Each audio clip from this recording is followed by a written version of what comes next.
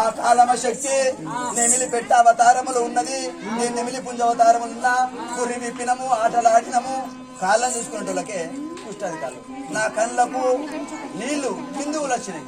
అప్పుడు ఆడి నెమిలి వచ్చి నా కరునేత్రాలు ఊడుచుకొని తాగి కరునేత్రాలు ఊడుచుకొని తాగితే అప్పుడు దాని విరహ వేదన తగ్గిన సమయం లోపల పోయి తాతల తాత నా కడుపులో గలగల గలగల అంటున్నాయి. ఏంటి గుడ్లు గుడ్లు మరి తాత ఈ గుడ్లేడ హోటల్ ఇదంతా సముద్రమే అన్ని నీళ్ళే మరి నేను ఎక్కడ ఒదిగాల అడగానే అప్పుడు చెప్పిన అమ్మ ఈ యొక్క తామరాకమలం తామరాకు ఉంటది కదా, తామరాకు నీళ్ళు అంటాయి ఎప్పటికన్నా నీళ్ళు అంటాయి. అవి ఇప్పుడు గింత గింతున్నాయి, అప్పుడు ఇంత వెడల్పుతుంది.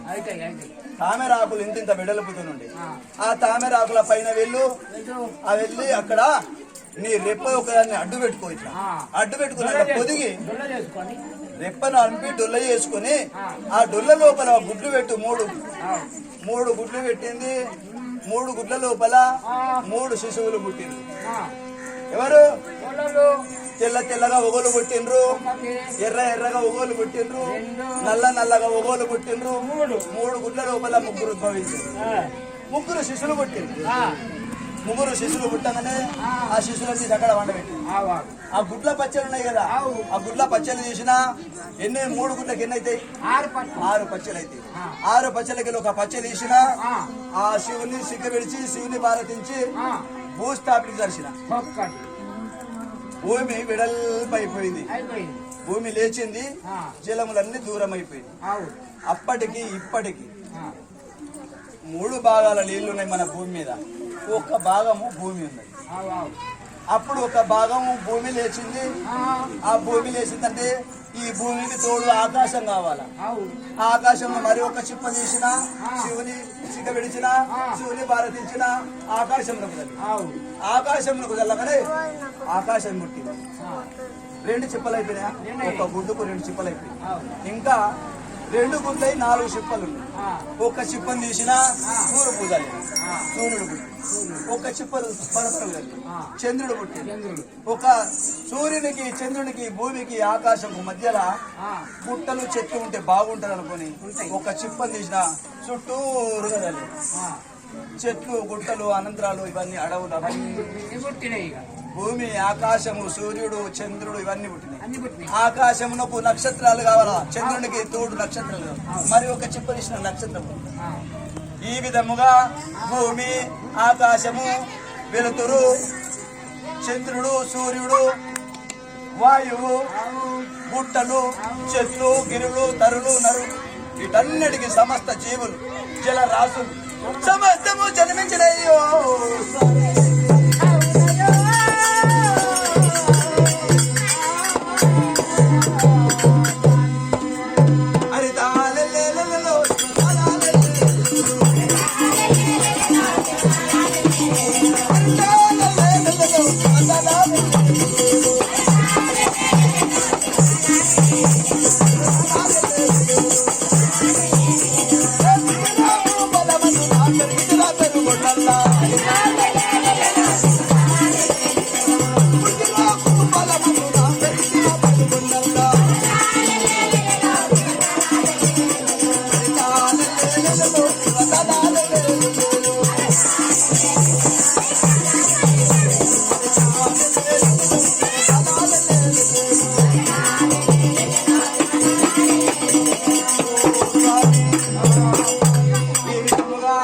సమస్తం పుట్టినాయి.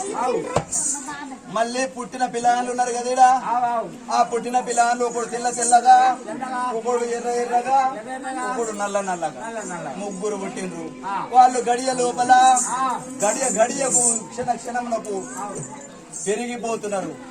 పెరిగిపోయినరు, యవనాస్తులైనరు, నీ లెక్క నా లెక్క ఐశ్వర్యులు అయిపోయింది. ఐశ్వర్యులైనరు కానీ ఈ కాలమా శక్తి పెట్టవతారము తగ్గించింది, మానేసింది. పెట్టవతారం మానేసి నెమిలి పెట్టవతారం మానేసి అప్పుడు నిజ రూపంగా మళ్ళా యథావిధిగా 32 చేతులు 32 చేతుల లోపల 32 ఆయుధాలతో మళ్ళా తయారైంది. పోయి పిల్ల నన్ను నిడిచిపెట్టిందిగా, నేను మళ్ళా తపస్సు పోయినా, నన్ను నిడిచిపెట్టింది పిల్లని ఇవ్వడమంటది. పోయి పెద్దోడా నీతో అవుతుందా, నన్ను రతి చేయాల, నాతో రతి క్రీడ చేయాలంటే నీతోనవుతుందా? కాదు. పోయి నడిపివాడా నీతోనవుతుందా? కాదు కాదు. పోయి చిన్నోడా నీతోనవుతుందా? వాళ్ళే పెద్దవాడు బ్రహ్మ, విష్ణు, శంకరుడు. శివుడు అంటే త్రిమూర్తులు వాళ్ళే, గుడ్ల లోపల పుట్టిన వాళ్ళే. కాలమాశక్తి కొడుకులు వాళ్ళే. ఆ కాలమశక్తి పుట్టిన వాళ్ళు ముగ్గురు త్రిమూర్తులు. ఆ త్రిమూర్తుల లోపల ఆ ముగ్గురు ఎంబట పడితే ముగ్గురు వాళ్ళు నాతోని కాదు నీతోని. ఆమె దండి అవతారము, ఆకాశమెత్తు రూపము, భూమికి ఆకాశమునకు పిలుపులు, నోరు వృత్తే భూమికి ఆకాశం. ఆమె చేతులు 32 చేతులు, 32 చేతులల్లా 32 ఆయుధాలు. ఆ స్వరూపం చూసి ఈ పిల్లలు పరిగెత్తిపోతున్నారు భయం బట్టి. అప్పుడు వాళ్ళు ఎంబడ పడ్డది. పోయి బ్రహ్మదేవ ఉండు అన్నాడు, ఆడురికిండు. విష్ణునారాయణ నిలబడు అన్నది, ఆయన ఉరికిండు. పోయి శివుడా నిలబడు అన్నది, నేను నిలబడ్డా. అమ్మా ఏం కావాలని మా ఎంబడ పడ్డవి ఏంది అని అంటే, పోయి శంకర నీవన్నగా నాతో రతిక్రీడ చేయి, నాతో రతిక్రీడ చేస్తే నాకు విరహాతాపం మానిపోతుంది, అప్పుడు నేను శాంతిస్తాను. మరి అమ్మ నిన్ను చూస్తే నువ్వు భయం పడుతున్నది. యో నీవు ఇక్కడ ఉండు, నీవు ఇక్కడ ఉంటే నేను అక్కడ మనందరికన్నా ముందు నిలవాడు తాత ఉన్నాడు, ఆ తాత దగ్గరికి పోయి ఒక మనవి అడిగేస్తా, నేను ఒక్క మాట అడిగేస్తా, ఇక్కడే ఉండు ఉండు మనగానే. అప్పుడు ఆ శివశంకరుడు నా దగ్గర పోయి తాత తాత అని పిలంగానే, పోయి తాత ఏం జరిగింది, ఎందుకు వచ్చామన్నా. అప్పుడు తాత ఆ కాలమ శక్తి పాడుగన్నా ఎంబట పడ్డది, నన్ను కోరుకుంటున్నది, రతిక్రీడ ఏమంటున్నది, మరి ఎట్లా అనగానే అప్పుడు తాత చాంబా మహర్షి అప్పుడు చెప్పిండు, పోయి శంకర అది ఇంతకు ముందు నన్ను కూడా వస్తుంది అన్నది, కానీ నిన్ను అంటున్నదేమో, నీకు ఒక ఉపాయం చెప్తా. ఉపాయం ఏమిటి? 32 ఆయుధాలతోని దండి అవతారం కదా, ఆ దండి అవతారమును సాధించమను.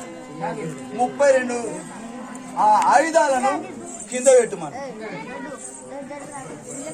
ఆ గంగా సముద్రం ఉన్నది కదా, మొత్తం సముద్రం, ఆ సముద్రంలోకి వెళ్ళి స్నానం చేసి తిరిగి రమ్మను. అప్పుడు అదే సమయం లోపల ఆ స్థానమునకు వెళ్ళిన సమయమున ఇక్కడ నువ్వు తీసుకో ఒక్కొక్క వస్తువు. నీకు తగిన ఏంటి అంటే, మొట్టమొదలు నుష్ట చిత్రకన్ను, చేతుల త్రిశూలాయుధము, డమరకము, మాయకుచ్చుల బొంత, సంజీవ పుల్ల, ఇట్లాంటివి తగినటువంటి జోలే 32 వాయిదాలు. ఆ 32 వాయిదాలకు వెళ్ళి ఇవన్నీ తీసుకున్నాడు. ఎవరు? శివశంకరుడు. ఆ యొక్క సముద్రంకి వెళ్ళి ఆ కాలమ శక్తి స్నానం చేసి తిరిగి వస్తున్నది. ఆ నష్ట చెట్ల కన్ను పెట్టుకుని అప్పుడు దాన్ని తెరిచి చూడు. చెట్ల కన్ను తెరిచి అంటే అది పక్కులమండి పట్టమైపోతుంది. అయ్యో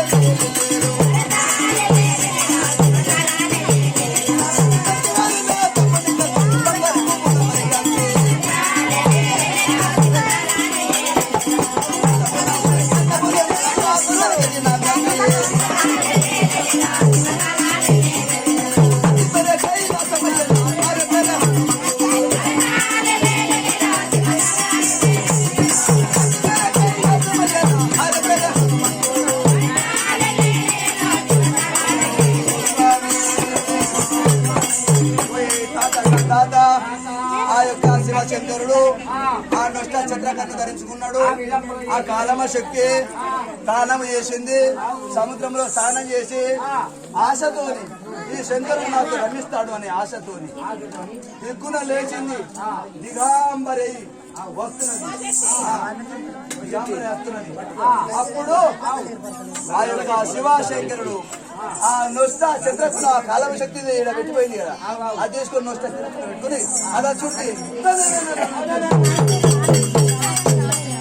కన్ను తెరిచి చూడమని కాలమా శక్తి మంది భస్మం అయిపోయింది. పక్కున మండి భస్మం అయిపోగానే గబగబ మంటలు లేచినాయి. కాలిపోయింది, కూలిపోయింది. కూలిపోగానే ఆ కూలిన బూడిద కుప్ప ఉంది కదా, ఆ బూడిద కుప్ప అట్లా చెట్టు ఆ శివశంకరుడు మళ్ళా సాధన పోయి తాతలా తాత నువ్వు చెప్పిన విచారము ధరించుకున్నా అది కాలిపోయింది, బూడిదైంది. కాలిపోయి బూడిదైంది. మరి దాన్ని ఏం చేద్దాం? ఈ బూడిదని పోయి 5 భాగాలు చేస్తాం. 5, 6 భాగాలు చేస్తాం. అంటే తలది తలకు, మొండేది మొండెకు, కాళ్ళది కాళ్ళకు, నడుముది నడుముకు, చేతుది ఇట్లా దేని దానికి భాగాలు చేసిన బూడిది. కాలమ శక్తి కాలిపోయిన బూడిది 6 భాగాలు చేసారు. 6 భాగాలు చేసి తాత మీరు ముగ్గురు అన్నదమ్ములు బ్రహ్మ విష్ణు ఈశ్వర మీరు రండ్రెడు, మీరు ముగ్గురు అన్నదమ్ములు వస్తారంటే వచ్చిన ముగ్గురు నిలబడ్డారు. పోయి బ్రహ్మదేవా ఇది ఒక కుప్ప ఎత్తుకో, ఇది నీ పేరు మీద, ఒకటి విష్ణునారాయణ పేరు మీద, ఒకటి శంకరుడి పేరు మీద. ముగ్గురికి 3 భాగాలు పెట్టినాయి. 3 భాగాలు ముగ్గురికి 3 భాగాలు పెట్టిండ్రు. అందులోపల ఒక కుప్ప లోపల బ్రహ్మదేవునికి సరస్వతి దేవి, 2 కుప్ప లోపల లక్ష్మీదేవి, 3 కుప్ప లోపల పార్వతీదేవి. ముగ్గురికి 3 భార్యలైంది. ముగ్గురికి 3 భార్యలైంది. మళ్ళీ ఒక కుప్పను 3 పోయింది. ఇంకా 3 ఇంకా 3కు నేను 2 భాగాలు ఇస్తున్నాను. నేను 2 భాగాలు. నాకు 2 భార్యలు, జగమత్సర మాత, జంబగిరి మాత. జగమత్సర మాత, జంబగిరి మాత. నాకు 2 భార్యలు. నాకు 2 భార్యలు. ఇంకొక కుప్ప ఉంటది కదా, ఎప్పటి భక్తుగా బొడ్డు లోపల సంజీవ పుర తీసిన ఆ భూతాన్ని మీద మోపు, ఆ కుప్ప మీద మోపెటోళ్ళకి అప్పుడు 32 ఆయుధాలతో ఉంది. ఎవరు? ఇప్పుడు మళ్ళా లేచింది. మళ్ళా లేచిందంటే అష్టభుజములతో ఉంటుంది. 8 చేతులు, 8 ఆయుధాలు. అందుకే అష్టభుజముల ఆదిశక్తి. అనంత యుగం అయిపోయింది, అద్భుత యుగం అయిపోయింది. కమండ యుగము, కారజ యుగము, పిండజ యుగము, వినాయక యుగం వచ్చింది. వినాయక యుగం లోపల ఇవందరూ భార్యలు అయిపోయి ఓళ్ళ భార్య వాళ్ళకి తయారైంది. నాకు 2 భార్యలను తయారు చేసుకున్నా. మళ్ళీ ఒక కుప్ప అష్టభుజములతో పుట్టింది కదా, మరి అంతటికి ఒక దేవత ఉండాలి కదా. దేవత ఉండాలంటే ఆమె అష్టభుజములతో పుట్టింది, 8 చేతులతో పుట్టింది. ఆ 8 చేతుల దాన్ని మళ్ళా లేపిన. కంటకు కంట మైసమ్మ నువ్వే, గడికి గడి మైసమ్మ నువ్వే, ఇంటికి ఇంటి మైసమ్మ నువ్వే, తోటకు తోట మైసమ్మ నువ్వే, ఊరుకు గడి మైసమ్మ నువ్వే.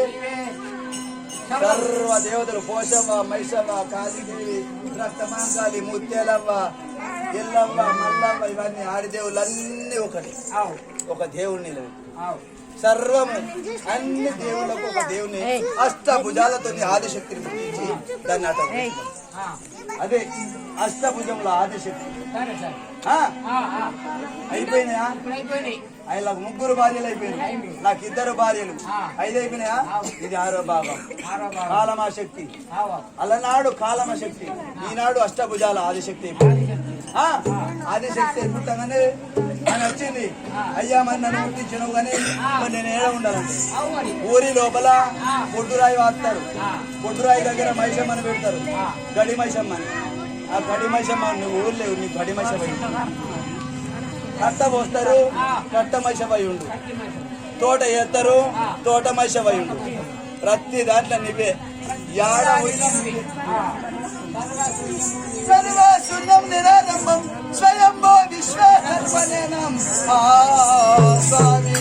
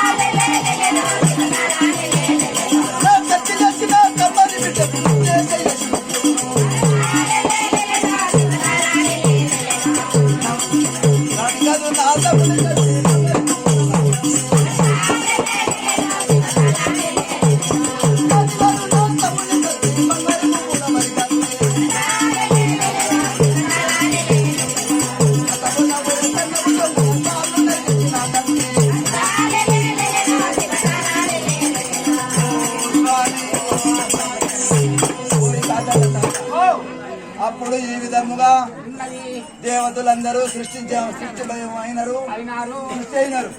దేవత సకలది 360 కోట్ల దేవతలు. 360 కోట్ల దేవతలు పుట్టిందా? ఆ భూమి పుట్టిందా? ఆకాశం పుట్టిందా? సూర్యుడు పుట్టిందా? చంద్రుడు పుట్టిందా? సమస్తం పుట్టిందా? మరి ఇలా ముగ్గురు అన్నదమ్ములలో మనం లగ్గం చేయాలి. వాళ్ళకి చిన్నోడికి చేస్తాం, చిన్నోడికి చేస్తుందాం. మరి శివుని లగ్గం చేద్దాము. శివ పార్వతులు లగ్గం కావాలంటే మట్టెల సూత్రం కావాలా, మంగళ సూత్రం కావాలా? మట్టెలు మంగళ సూత్రము అదేంటి ప్రధానము. ఇంకా ఏమేమో కట్టుకుంటారేమో, ఏమో కట్టుకుంటారు. ఇంకా ఏమేమి కట్టుకున్నారు? నీ పిల్లలకి ఏమేమి కట్టుకుని చేసుకున్నావు చెప్పి.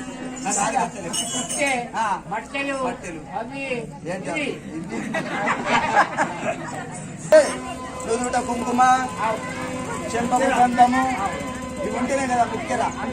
ముక్కెరలు ఉండాలా, ముక్కు గంధం ఉండాలా, పొట్టు ఉండాలా, పుస్తే ఉండాలా, మట్టెలు ఉండాలా, ప్రధానం ఉండాలి. ఇవైతే పెళ్లి జరుగుతుంది. మరి పుస్తే, మట్టెలు, మంగళసూత్రం కావాలంటే అక్కడ ఎండి కొండ ఉన్నది, ఇక్కడ బంగారు కొండ ఉన్నది. సుత్తి లేదు, కొలిమి లేదు, ఆరె లేదు, వాన లేదు.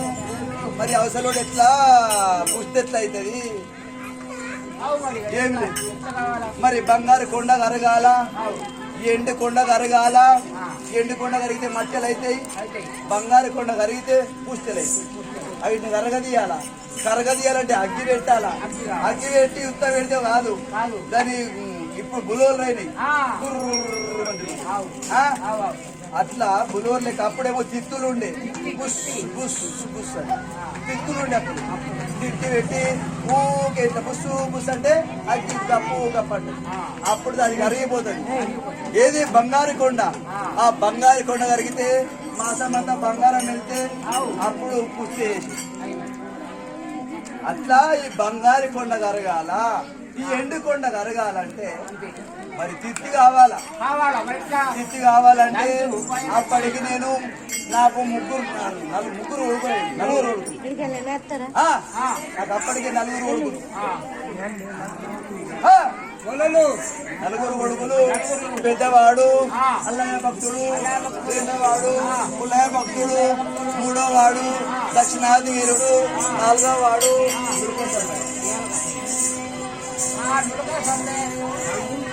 నలుగురు కొడుకులు. అలా పేరు చెప్తుంది కదా.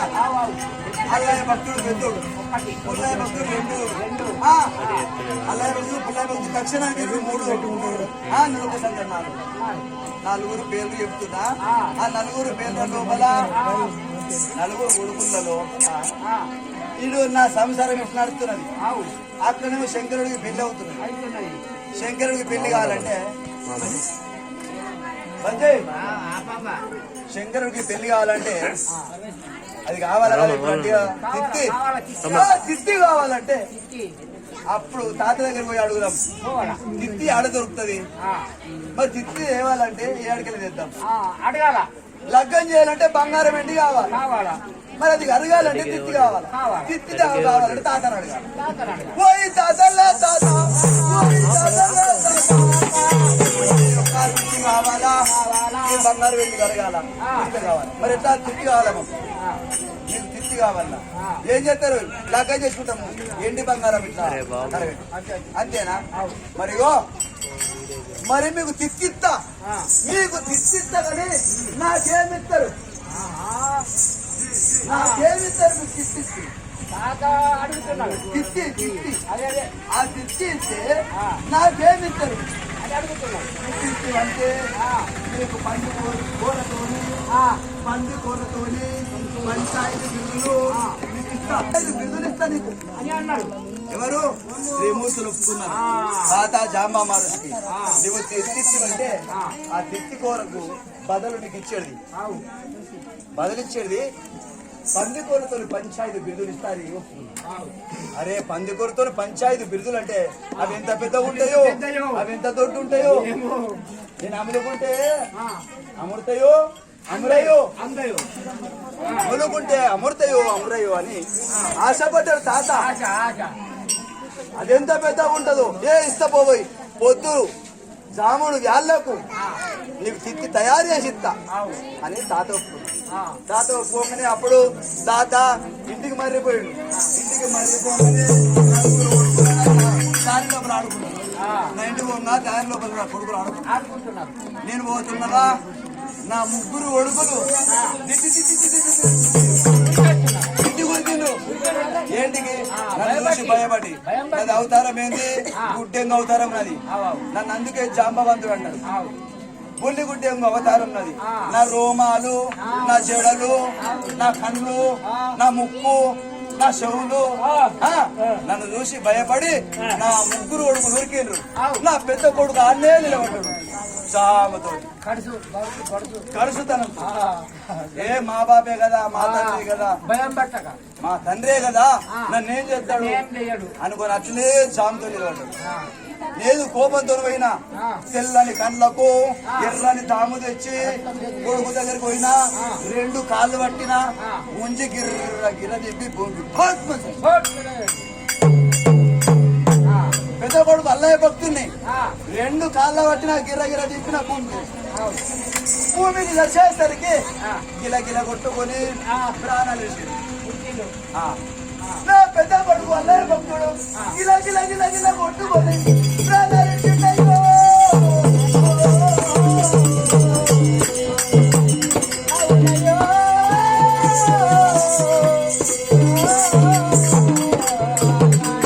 అల్లయ్య భక్తుడు 2 పాదముల బట్టి గిలగిల తెంపి భూమికి తెచ్చే వరకు వాడు గిలగిల కొట్టుకుని చచ్చిపోయింది.